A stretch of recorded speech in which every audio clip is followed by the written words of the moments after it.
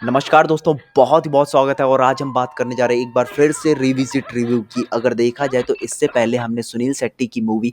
विनाशक मूवी का रिव्यू किया और आज हम बात करने जा रहे हैं रक्षक मूवी की। जबकि ये प्रणेश रामचंद्रन जी की तरफ से कमेंट आया और उन्होंने बोला कि रक्षक मूवी के ऊपर रिव्यू कीजिए। अगर आपकी भी कोई डिमांड है तो प्लीज़ आप भी कमेंट करके बताइएगा, हम आपकी डिमांड को भी पूरा करेंगे। तो दोस्तों आज हम बात करने जा रहे हैं, अगर देखा जाए तो 90s के टाइम पर सुनील शेट्टी की रक्षक मूवी को बहुत ही शानदार कहा जाता था और इनके जो फैंस हैं, बहुत सारे लोगों ने इस मूवी को पसंद भी किया था। और आज भी देखा जाए तो इस मूवी को बहुत सारे लोग देख रहे हैं। अगर हम इस मूवी की स्टार कास्ट की बात करें तो एक तरफ जहां सुनील शेट्टी एसपी राज के किरदार पर, करिश्मा कपूर सुमन सिन्हा के किरदार पर, सोनाली बेंद्रे डॉक्टर पूजा के किरदार पर और रघु के किरदार पर, प्रमोद मथु बरधा के किरदार पर, शिव कुमार सुब्रमण्यम, दिनेश हिंगू, अरुणा ईरानी जो कि इस मूवी पर काम कर रहे थे। और इस मूवी के एक एक कैरेक्टर बहुत ही ज़्यादा अहम थे और सभी की एक्टिंग को लाजवाब कहा जा सकता है। अब हम बात करते हैं इस मूवी की स्टोरी की बात करूँ तो स्टोरी शुरू होती है सोनाली बेंद्रे और सुनील शेट्टी से। सुनील शेट्टी जो एएसपी राज का किरदार निभा रहे हैं, वो 3 साल से हॉस्पिटल पर पड़े हुए हैं और वहीं देखा जाए तो सोनाली बेंद्रे जो डॉक्टर का किरदार निभा रही हैं, डॉक्टर पूजा मल्होत्रा का, वो उनका इलाज कर रही होती हैं। और 3 साल बाद जब उन्हें होश आता है, तो होश आने के बाद देखा जाए तो सबसे पहले सोनाली बेंद्रे यानी कि डॉक्टर पूजा वो पुलिस स्टेशन पर खबर करती हैं कि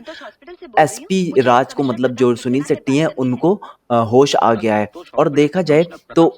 मल्होत्रा जिनको कि वहाँ कमिश्नर की जगह पर बैठे होना चाहिए था, वो रिटायरमेंट हो चुके हैं उस टाइम पर, उनकी जगह एक कमीना पुलिस ऑफिसर वहाँ पर आ चुका है। और उसको जैसे ही पता चलता है कि सुनील शेट्टी की हालत सुधर रही है, वैसे ही वहाँ पर अटैक होने की संभावना बढ़ जाती है। अगर देखा जाए तो उन सबसे पहले आभास होता है उनके दोस्त भोला को। उनको पता चल जाता है कि जैसे ही यहाँ पर सुनील शेट्टी अभी ठीक हुए हैं, वैसे ही वहाँ हॉस्पिटल पर ज़रूर अटैक होने की संभावना हो सकती है, क्योंकि जो कमिश्नर बदला गया है, वो कमिश्नर बहुत ही ज़्यादा कमीना है। और उस कमिश्नर ने ये सब चीज़ें देखते हुए भी वहाँ पर अटैक करवाया और वहाँ पर देखा जाए तो सुनील शेट्टी को ले जाने में यानी वहाँ से भगाने पर डॉक्टर पूजा और भोला का अहम किरदार रहा, जो कि सुनील शेट्टी का नौकर था। तो अब सुनील शेट्टी की स्टोरी शुरू होती है, जहाँ सर वो फ्लैशबैक स्टोरी पर जाते हैं और फ्लैशबैक स्टोरी पर देखा जाए तो जहाँ ट्रीटमेंट के लिए पूजा और उनका नौकर उस घर पर उनका ट्रीटमेंट कर रहे होते हैं। जैसे-जैसे वो ठीक होने लगते हैं तो डॉक्टर पूजा उनसे एक बार पूछ लेती हैं, तो जब तुम होश पर आए थे तो अपनी माँ का नाम ले रहे थे, और माँ का नाम लेते ही वो अपनी फ्लैशबैक स्टोरी पर जाते हैं, जहाँ पर एक बाज़ार पर उनकी माँ के नेक से हल्का-सा खून निकल रहा था और उन कई सारे गुंडे वहाँ पर गुंडई कर रहे थे। तो वहाँ पर जाते सुनील शेट्टी सभी को पेल देते हैं और वहाँ फिर उसके बाद कमिश्नर के पास जाकर बैठते हैं और इनकी माँ और जो सुनील शेट्टी बैठे होते हैं, जब उनसे पूछा जाता है कि आपने पढ़ाई कहाँ तक की है और आप ऐसा क्यों कर रहे थे? तो उन्होंने बोला मैं बीकॉम की पढ़ाई कर रहा था और अगर आपकी माँ पर भी कोई हाथ उठाएगा तो आप क्या करोगे? तो वहीं से जो कमिश्नर होते हैं, उनको एसपी की नौकरी दे दी जाती है। और आने वाले टाइम पर जब सुनील शेट्टी एसपी के रोल पर आ जाते हैं और उनका दोस्त वहाँ गाँव का रघु, जो कि रघुवरन, आगे जाके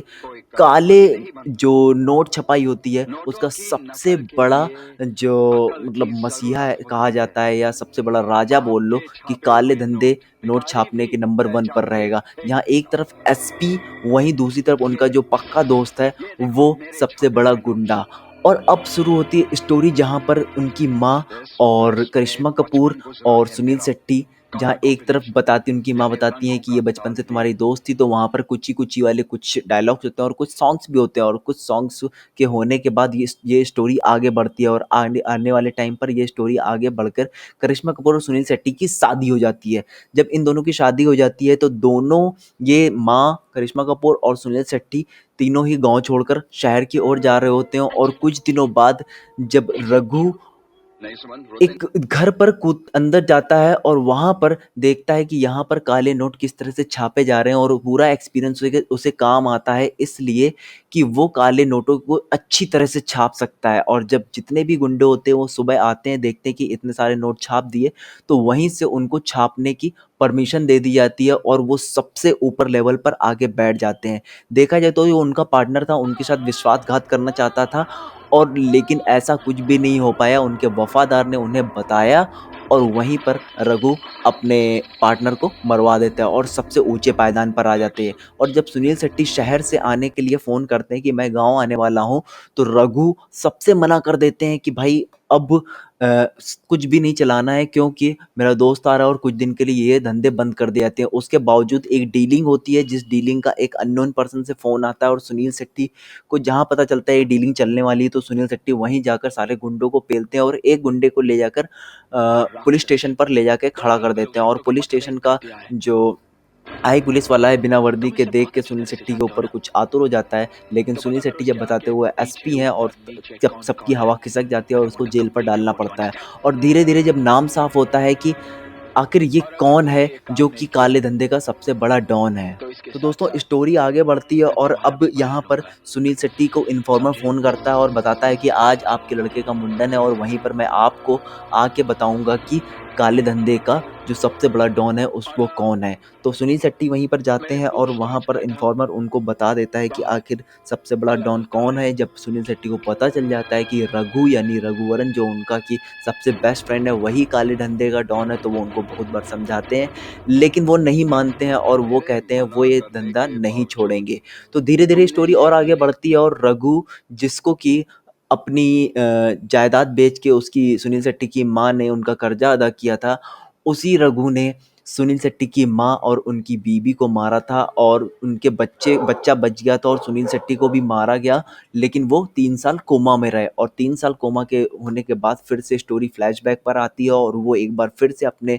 जो कमिश्नर होते हैं उनके कमिश्नर मल्होत्रा से मिलते हैं और फिर जाँच-परख करते हैं और वो फिर से एक बार रघुवरन की खोज पर जुट जाते हैं। रघुवरन को जैसे ही पता चलता है कि अब सुनील शेट्टी उनको नहीं छोड़ेंगे, तो वो सुनील शेट्टी से डिमांड करते हैं कि तुम मेरे काले कारनामों की फाइल मुझे दे दो और मैं तुम्हारा बच्चा तुम्हें वापस कर दूँगा। लेकिन सुनील शेट्टी नहीं मारने वाले थे, उनकी सारी की सारी सेना ख़त्म कर देते हैं और लास्ट में रघु को भी यानी अपने दोस्त को भी पेल के रख देते हैं। अगर देखा जाए तो इस मूवी के एक-एक एक्टर बहुत ही ज़्यादा अहम थे और वो जो काला वाला गुंडा होता है सबको जाके मारता है, वो सबसे ज़्यादा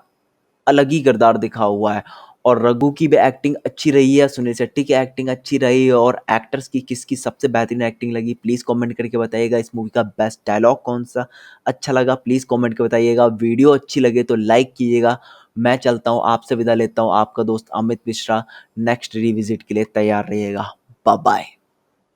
तो दोस्तों स्टोरी आगे बढ़ती है और अब यहाँ पर सुनील शेट्टी को इन्फॉर्मर फ़ोन करता है और बताता है कि आज आपके लड़के का मुंडन है और वहीं पर मैं आपको आके बताऊँगा कि काले धंधे का जो सबसे बड़ा डॉन है वो कौन है। तो सुनील शेट्टी वहीं पर जाते हैं और वहाँ पर इन्फॉर्मर उनको बता देता है कि आखिर सबसे बड़ा डॉन कौन है। जब सुनील शेट्टी को पता चल जाता है कि रघु यानी रघुवरन जो उनका कि सबसे बेस्ट फ्रेंड है वही काले धंधे का डॉन है, तो वो उनको बहुत बार समझाते हैं, लेकिन वो नहीं मानते हैं और वो कहते हैं वो ये धंधा नहीं छोड़ेंगे। तो धीरे-धीरे स्टोरी और आगे बढ़ती है और रघु जिसको कि अपनी जायदाद बेच के उसकी सुनील शेट्टी की माँ ने उनका कर्जा अदा किया था, उसी रघु ने सुनील शेट्टी की माँ और उनकी बीवी को मारा था और उनके बच्चा बच गया था और सुनील शेट्टी को भी मारा गया, लेकिन वो 3 साल कोमा में रहे और 3 साल कोमा के होने के बाद फिर से स्टोरी फ्लैशबैक पर आती है और वो एक बार फिर से अपने जो कमिश्नर होते हैं उनके कमिश्नर मल्होत्रा से मिलते हैं और फिर जाँच-परख करते हैं और वो फिर से एक बार रघुवरन की खोज पर जुट जाते हैं। रघुवरन को जैसे ही पता चलता है कि अब सुनील शेट्टी उनको नहीं छोड़ेंगे, तो वो सुनील शेट्टी से डिमांड करते हैं कि तुम मेरे काले कारनामों की फाइल मुझे दे दो और मैं तुम्हारा बच्चा तुम्हें वापस कर दूँगा। लेकिन सुनील शेट्टी नहीं मारने वाले थे, उनकी सारी की सारी सेना ख़त्म कर देते हैं और लास्ट में रघु को भी यानी अपने दोस्त को भी पेल के रख देते हैं। अगर देखा जाए तो इस मूवी के एक-एक एक्टर बहुत ही ज़्यादा अहम थे और वो जो काला वाला गुंडा होता है सबको जाके मारता है, वो सबसे ज़्यादा अलग ही किरदार दिखा हुआ है। और रघु की भी एक्टिंग अच्छी रही है, सुनील शेट्टी की एक्टिंग अच्छी रही है और एक्टर्स की किसकी सबसे बेहतरीन एक्टिंग लगी प्लीज़ कमेंट करके बताइएगा। इस मूवी का बेस्ट डायलॉग कौन-सा अच्छा लगा प्लीज़ कमेंट करके बताइएगा। वीडियो अच्छी लगे तो लाइक कीजिएगा। मैं चलता हूँ, आपसे विदा लेता हूँ, आपका दोस्त अमित मिश्रा। नेक्स्ट रिविज़िट के लिए तैयार रहिएगा। बाय-बाय।